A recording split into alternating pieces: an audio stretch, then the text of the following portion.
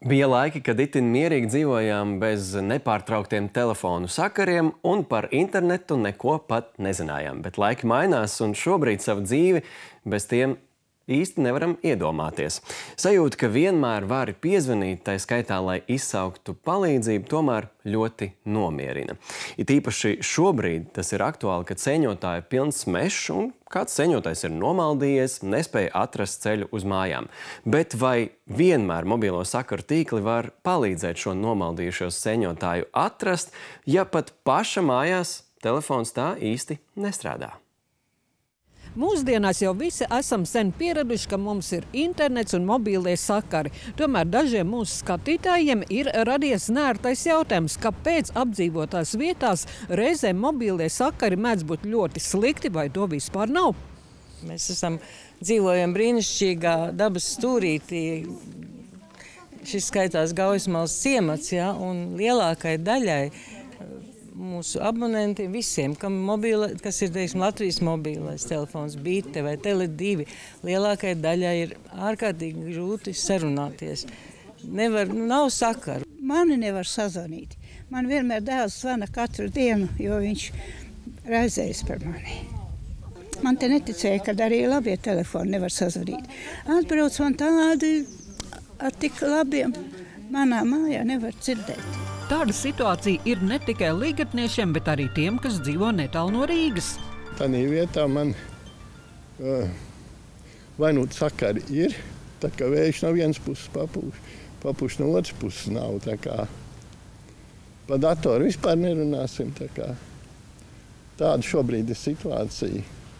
Bet jums ir kaut kur jāiet ārā no mājas, lai noķertu sakarus? Ziniet, ja es tā pastaigāju kaut kur kādu pāris simtus metrus, tad es varu noķert. Izrādās, ka arī pašā Rīgā, pat prestižajā Meža parka rajonā, mobīlie sakari ne visiem ir sasniedzami. Kur tu tagad esi? Es tagad eju pa trepēm lejā. Jo ja es jau sāku slikti jau tevi dzirdēt. Jau. Tagad es esmu pie vannas istabā.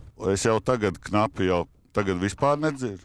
Tur viss sliktāk. Jāiet ārā. Kur tu tagad esi vissliktāk? Pie durvīm. Tur ir vissliktāk, ja? Nu jā, es zinu, ka tu citreiz prasi atkārto, ko es saku, neko nedzirdu. Neērto jautājumu, kāpēc mobīlos sakarus nevar nodrošināt visur, uzdevām uzņēmumam Elektroniskie sakari, kas izsniedz atļaujas sakaru torņu būvēšanai un nodrošina tos ar frekvencēm, signāliem, kurus ikdienā lietojam. Radioviļņa izplatās tikai noteiktā vidē, noteiktā attālumā, un nevienmēr viņa tiks līdz tam lietotājiem, kurš gribētu šos sakarus sadabūt. Mobīlo sakaru piedāvātāji sola, ka sakariem jābūt torņi, tiek celti, antenas nodrošinātas tur, kur ir viņu klienti, bet tomēr aktuāls ir neērtais jautājums, kāpēc pie dažiem klientiem sakari nenonāk, ne ir internets, ne telefona zvani. Gan būvmateriāla izvēles dēļ, gan dažādu citu iemeslu, koki vai kāda cita ēka šim tīklam traucē, to ir iespējams risināt. Bet tad ir jāsaprot konkrēta adrese, jāskatās citreiz uz vietas, bet bieži vien to var atrasināt arī attālināti. Sakaru bāzstacijas parasti uzstāda uz augstceltņu jumtiem vai būvē arī atsevišķus torņus. Bet ir tādas vietas, piemēram, kā Meža parks vai Jūrmala, kur šīs augstceltnes ir visai maz. Savukārt torņus uzbūvēt ir sarežģīti vai patiesībā arī pat bieži vien neiespējami. Jo tur ir maz vietas, tāpat arī, kad notiek sabiedriskās apspriešanas, tad cilvēki bieži vien nelabprāt vēlās savu ēku tuvumā bāzstacijas, jo tas bojās skatu vai ir kaut kādi dažādi stereotipi par mobilo sakaru signālu. To, kā strādā tehnoloģija, ietekmē ļoti daudz dažādu faktori. Un tie būtiskākie ir ģeogrāfija. Tātad vai ir reljefs, piemēram, vai vieta ir reljefāna, vai ir kalnaina vieta, ja, vai tā ir plakanāka. Vai, piemēram, bāzes stacija tiešā redzamībā lietotājiem tur, kur viņš atrodas. Tas arī ir ļoti svarīgs faktors. Iespējams, ka pie vainas reizēm ir arī novecojušās ierīces, kuras neatbilst jaunieviestām modernajām tehnoloģijām vai arī nepareizi novietotas, lai uztvertu signālu. Mēdz būt situācijas, ka šīs ierīces ir novecojušas, vai arī, piemēram, ja mēs runājam par mobilo internetu rūteri, tad šis rūteris iespējams ir novietots. Mēs zinām gadījumus, kad tiek ielikts skapī vai aizlikts kaut kur aiz dīvāna. Līdz ar to dažādi šķēršļi mobilo sakaru signālu slāpē, un līdz ar to arī šī signāla kvalitāte nav pietiekami laba, kā klients vēlētos. Ja klienti izmanto vecākas paaudzes iekārtas, tad viennozīmīgi tas varētu arī apgrūtināt lietošanu. Jo katrai tai tehnoloģijai ir atbilstošs iekārtu klāsts, kas ir paredzēts labākā rezultāta saņemšanai. Viens ir tas, ka šis podziņa telefons jau iespējams strādā jau gadus desmitus, bet ir arī podziņa telefoni, kas ir radīti šobrīd mūsdienās.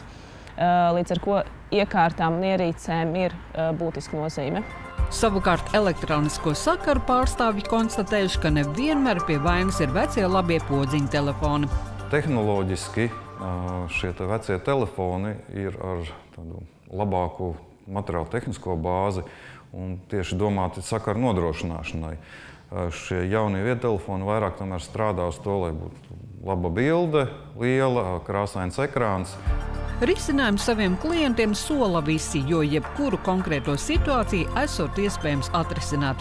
Ir iespēja uzstādīt ārā antenas, kas kalpo kā pastiprinātājs, lai šo mobilo sakaru signālu uzlabotu, un līdz ar to arī mobilais internets strādā daudz labāk. Individuālos gadījumos risinam jau konkrētas klientu situācijas. Jau meklējot labāko risinājumu, pārvietojot rūteri, nomainot rūteri, varbūt pieliekot kādu antenu vai tīklu pastiprinošu iekārtu. Līdz ar to daudz ko var izdarīt arī iekštelpās, lai uzlabotu pārklājumu. Tomēr, ja cilvēkam nepieciešama steidzama palīdzība, tai vajadzētu darboties jebkurā telefonā.